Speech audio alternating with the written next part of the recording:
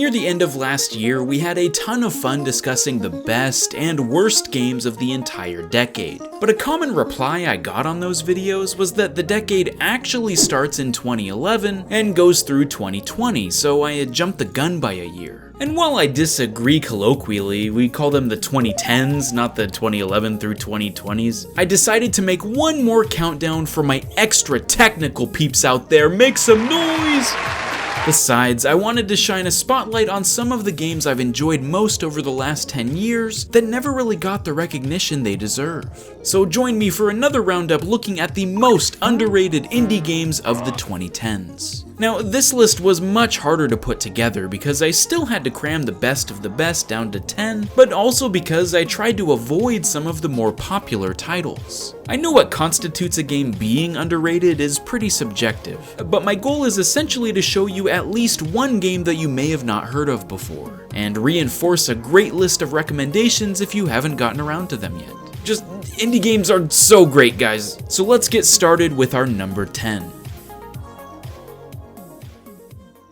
Sometimes you just stumble across gold when you pick up a random Humble Bundle in 2014, and that's exactly what happened to me with Tiny Barbarian DX. This was the first game I ever covered on You Need to Play, and helped inspire the series simply because it was so incredibly hype. It may appear like a simple pixel art platformer, but your character has a pretty diverse moveset. You can spin hit combo, pile drive into the ground, and even just straight up flex, because why not? And this game is chocked full of memorable and really challenging bosses. Tiny Barbarian doesn't mess around and has several different chapters to explore that introduce new mechanics and build on themselves in interesting ways. To this day, the Anaconda escape sequence still gets my blood pumping. Oh man, and the soundtrack, holy crap! It might be one of the best on this list. Take a listen.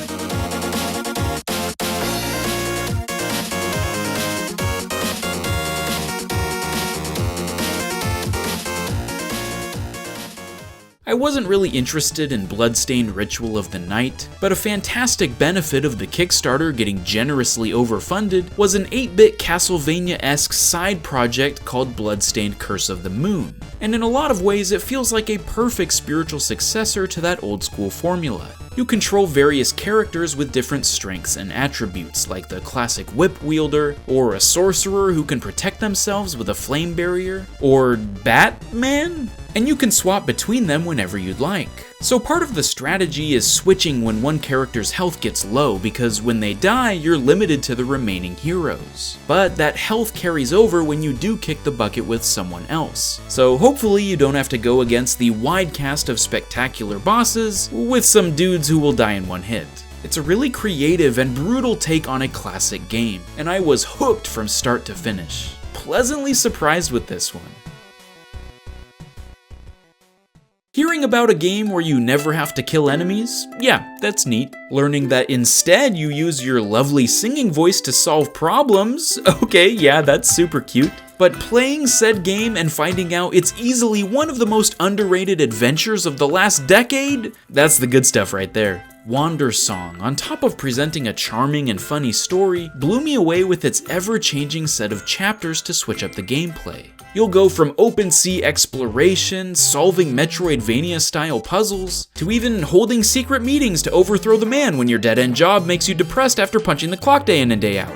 It's way more polished than you may think before diving in, and uses the singular mechanic of singing different notes in practically dozens of different ways. If you're looking for something to tug at your heartstrings while surprising you left and right, you can't go wrong with Wandersong.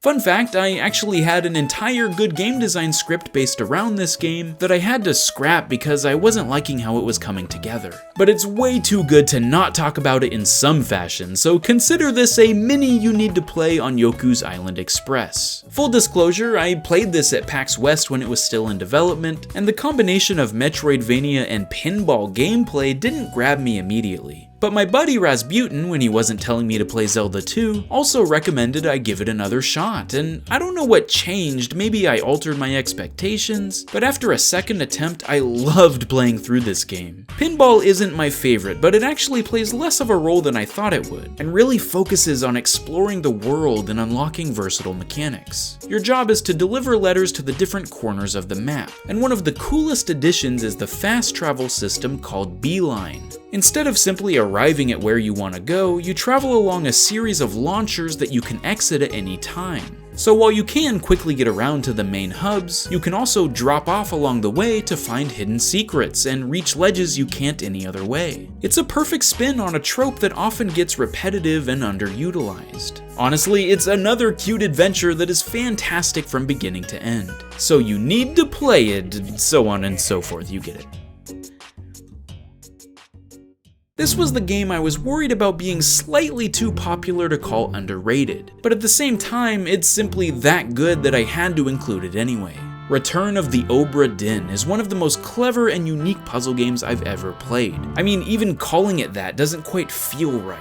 It's a mystery, a thriller, a storybook, kinda. Frankly, it's hard to explain. I haven't played anything else quite like it. You use your magic pocket watch to go back in time and witness people meeting their demise. And through these explorable freeze frames, you can piece together the tale of what led to the entire crew of the Obra Dinn's disappearance. There's quite a few surprises that I won't spoil for you, but just know it's not as simple as the first few scenes would have you think.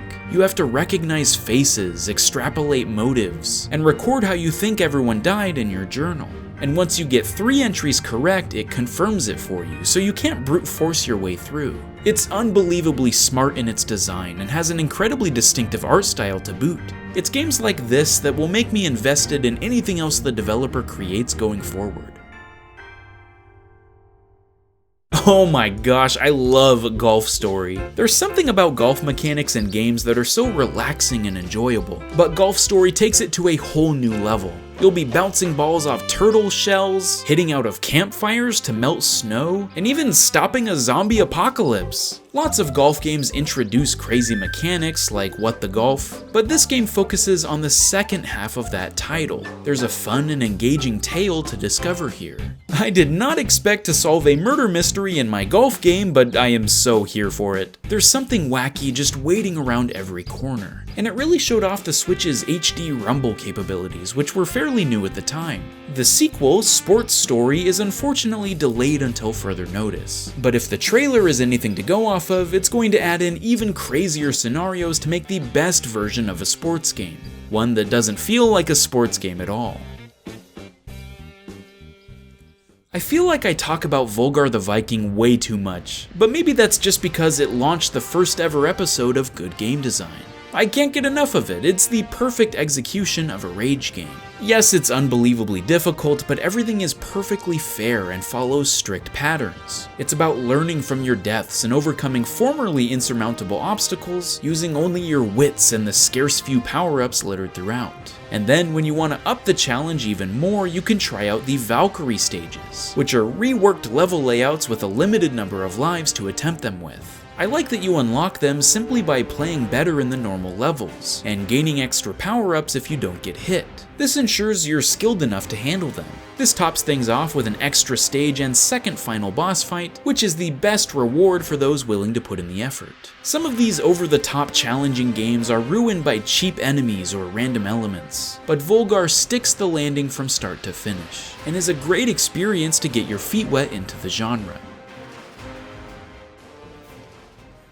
There have been a lot of 2D Souls-like games to come out this decade, but one of the first ones I played still feels like it captured that essence perfectly to this day. Momodora: Reverie Under the Moonlight. It's hard to pinpoint exactly why I love this game so much, but I think it comes down to the polish with this one. The combat feels great. There's a deep and hidden story that unfolds the more you play. The bosses are just the right amount of challenge and keep you on your toes. I remember beating the game normally and trying out the harder difficulties, because I simply wanted to dive back in and explore more of the intricate world. I even speedran Momodora for a little while. It just felt satisfying to play over and over, not much else to say about it. There's a little something for everyone with this game, and it nails everything it attempts to do. If you're looking for an incredibly solid Metroidvania with tons of secrets and backstory, I can't recommend it enough. It doesn't get the love it deserves, so go play it, please.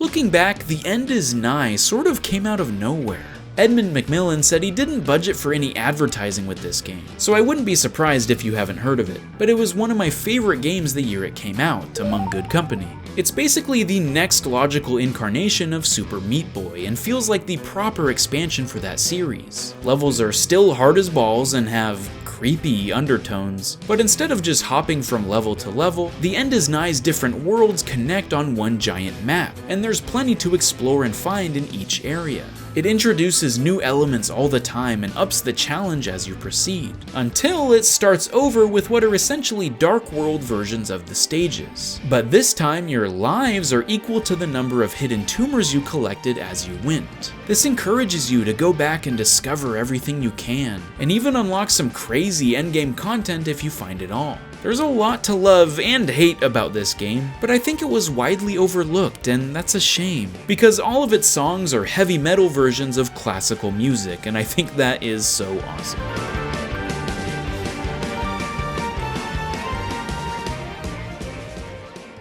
You ever play a game and feel like it's made just for you? Like it's the perfect combination of all the elements you look for and gives you the experience of your dreams? That was me with Just Shapes and Beats. In case you can't tell, I like games that are hard. I want my skills to be tested. But I also love when it's got a bumpin' soundtrack. And Just Shapes and Beats is exactly that put on overdrive. Everything moves to the beat of the song and creates what are basically bullet hell boss fights as you try and survive. Each encounter is delightfully campy, and even if I'm dying over and over again, I'm having a blast, just listening to the music and trying to learn how to dodge what this giant spiky monster will do next. It has a boatload of juice, and even uses the level select screen in some really unique ways. But more importantly, I haven't really heard anyone talking about it. This is a must play. I need more people to experience it so I can gush to them. Get on it, people! Do it for me, please! I mean, do it for you. It's a fun game, you're gonna love it,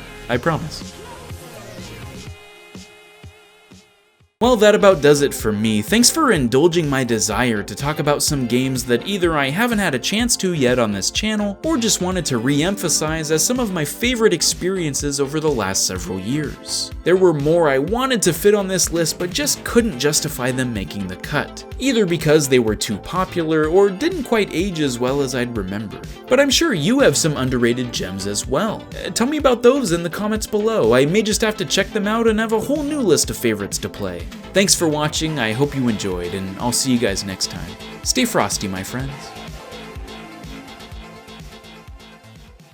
Today's video was made possible by our friends at NordVPN. If you're like me and hadn't even heard of VPNs before YouTubers started promoting them, think of it like an encrypted tunnel for your data. It's a way to protect your internet connection and privacy by hiding your IP address. It's great if you're worried about certain websites using your information, but it has some added perks too, like being able to access Netflix shows that aren't available in your country. Yeah, awesome. If you are familiar with VPNs, let me tell you why you should try Nord. They won the Best VPN Award of 2020. It's incredibly user-friendly by using a Chrome extension for protection in seconds, and has super fast servers in 59 different countries. If you go to nordvpn.com/snowman and use the offer code snowman, or just click the link in the description below, you'll get 68% off a 2-year plan and an additional month for free. They'll even throw in a bonus gift because they're that cool, but shh, it's a surprise. That's only $3.71 a month if you go to nordvpn.com/snowman and use the code snowman at checkout to protect your web browsing today.